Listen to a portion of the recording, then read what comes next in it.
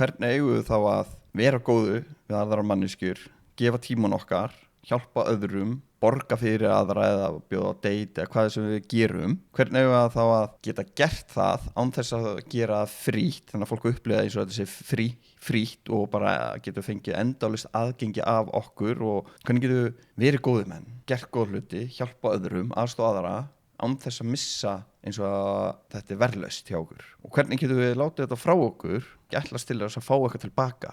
Eigum við að endalaust að gefa frá okkur en ekki að fá neitt tilbaka. Það er heldur ekki að virka. En ég skal segja hvernig ég gerði þetta. Því ég gerði þetta heldur ómeðvitað þegar ég var yngri í mjög langa tíma.